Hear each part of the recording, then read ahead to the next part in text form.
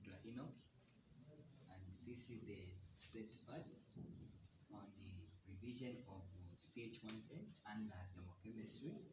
And the question reads: combustion of table sugar produces carbon dioxide gas and water in liquid form. When 1.46 grams table sugar is combusted in constant volume, bomb calorimeter, 2,400 of it is liberated. That means that this amount of heat was produced. Now, one thing that you should bear in mind is that when heat is released from the environment, that process is called exothermic. That is just the process where heat is released from a system to the what? To the surrounding. Now, what you should bear in mind is that this heat that was produced is going to have a negative to show that it was what? Exothermic. So I'll say that so the heat that was produced, that is negative 2,400 kilojoules. This question we are saying, assuming that the table is pure sucrose, that is C12H22O11, right? The balanced chemical equation for the combustion reaction. So one thing that you should bear in mind is that combustion, that is just the process by which a substance is bent in oxygen to produce what? Oxide and heat energy.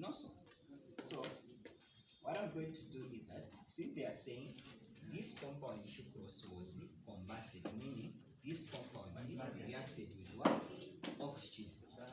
So that is the C4H22O11 reacted with what? Oxygen gas. So when any substance reacts with the oxygen, they are saying it produces what? Carbon dioxide and water. So that is CO2 gas plus H2O liquid. Now they are saying we balance the what? The equation. So balancing the equation, that is just the process of making each number of atoms equal from the reactant also to the what? To the product. So we are going to counter check the atoms or elements that you are having. We are having 12 carbon. This side we are having one carbon. There, that is 22 hydrogen. That side we are having what? 2 hydrogen. So what I'm going to do is this. Since I'm saying this is the process of making each number of atoms equal to the what? To the other side. So this carbon dioxide, this carbon is not balanced. So what I'm going to do is that I have to find a number that I'm going to put here so that it balances. So if I try to put 12, now if I try to put 12, that is 12 carbon, 12 carbon. Okay? So that simply means that carbon has balance. And then I'm having 22 hydrogen, and then this side I'm having 2 hydrogen. So I should put 11. So that is 2 times 11, that is 22. So apart from there, let me also counter check the oxygen. That is 11 atoms of oxygen. You add with what? These 2. That is also this side, that is 12 times 2, which is 24 also. And then this side is 24 plus 11. What are you getting?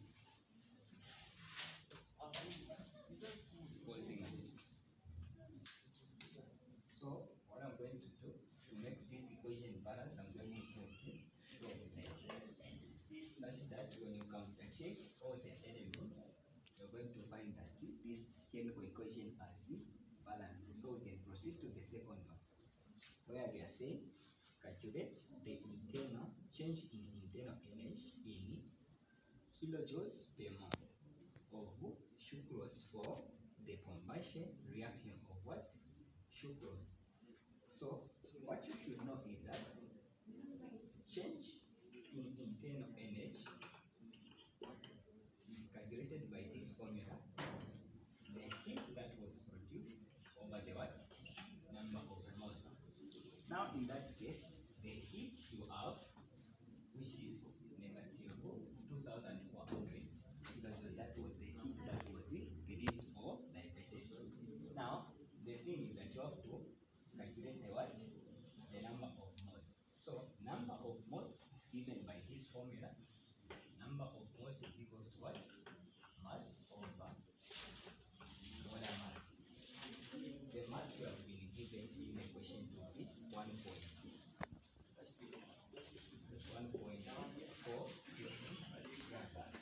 So we have to calculate what the molar mass for sucrose, which is C4H22 or 11. So we are adding 11 atoms of what? Oxygen. So that is 11 multiplied by the relative atomic mass number, the number that is found on top of each element on the periodic table. So for oxygen, that is 15.999. And then you are adding 22 atoms of what? Hydrogen. So that is 22 times the relative atomic mass of hydrogen, that is 1.008. Therefore, carbon 12 atom of what? Carbon. That is 12 multiplied by the what? The relative atomic mass number of carbon, which is 12.011. So when you multiply 11 times 15.09, what are you getting? 175.989.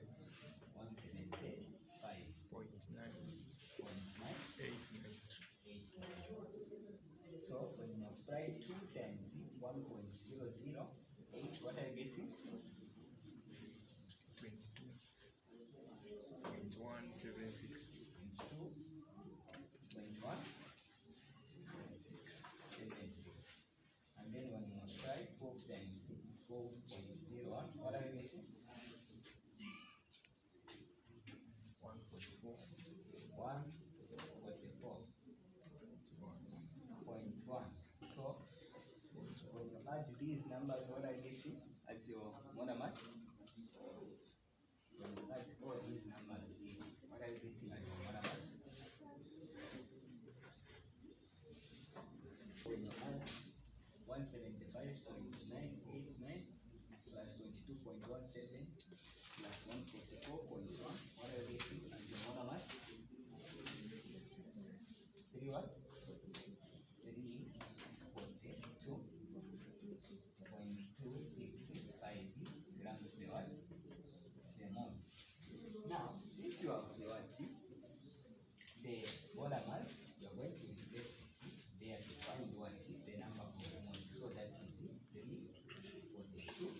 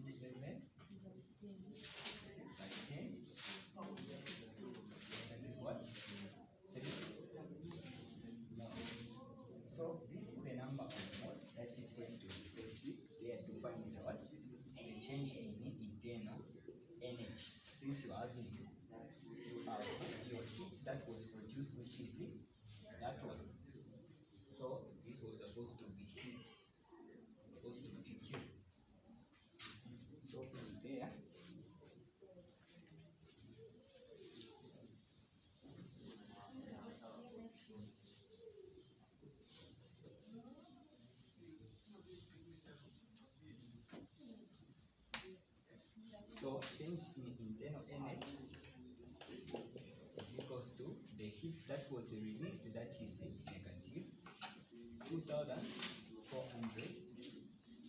kilojoules over what? The number of moles which we calculated to be 4.27 times 10 or negative 3 moles. So change in internal energy is equals to what? When you divide, what are you getting?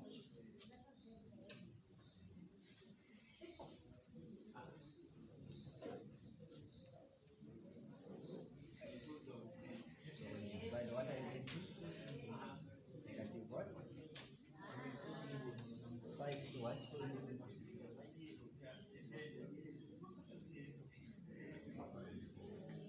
5, 6, 2, 6, 0.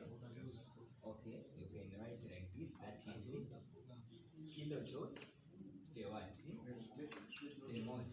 So that simply means that you have answered this. This is the what? The change in internal energy in kilojoules per mole. Like the question is stated to calculate the change in internal energy. So we can proceed to the next one. So we can proceed to see where they are saying calculate the what? The enthalpy change in kilojoules per mole. This is sucrose for the reaction of sucrose at 25 degrees Celsius. So what you could understand is that there is a relationship between enthalpy change and the what? And the change in internal energy. So the relationship is that enthalpy change is equals to change in internal energy plus number of moles of gases times R times T. So this R, that is just the universal constant, and then this T is the temperature that is supposed to be in what? In Kelvin. So you can start calculating. So that is enthalpy change is equals to internal energy you have calculated to be negative 5,620 plus, so the number of moles of gases, how do we calculate them? So the number of moles of gases, they are calculated by the difference of what? Of their mole ratios, the number that is in front of oxygen. Earlier as we balanced oxygen, we calculated to say that oxygen was balanced with the mole ratio having 12, no so? And then what about the other gas? Oxygen was there, no so? To the reactant side, no so? Oxygen was also balancing having 12 like that. So how do we calculate the number of moles of gases? It's by the difference of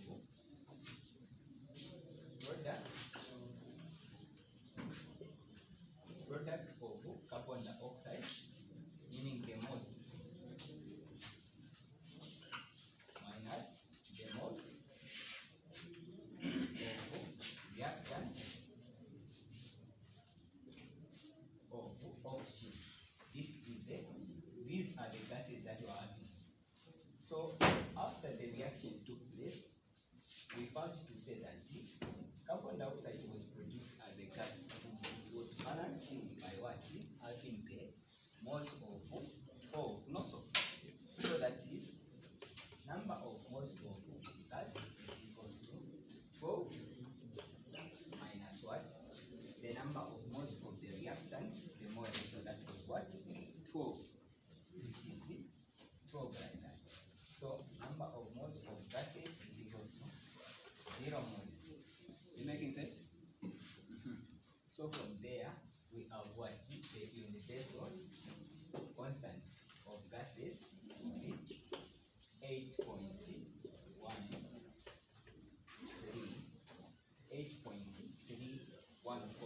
So this number is constant. This is the universal gas constant, and then the temperature is supposed to be in Kelvin. So now how do we calculate the temperature in Kelvin? That is just getting the temperature that you have been given, that is 25 degrees, you add with me 273.15.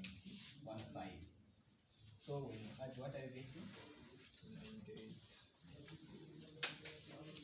When you add here, what are you getting?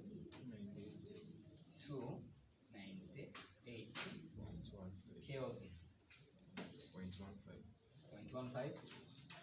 So 0.15 Kelvin like that. So now from there we can proceed with our calculation to find the what? The enthalpy change.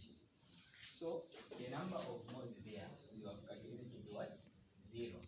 So 0 times the universal gas constant, which is 8.314 times the temperature in Kelvin, which is 298.15.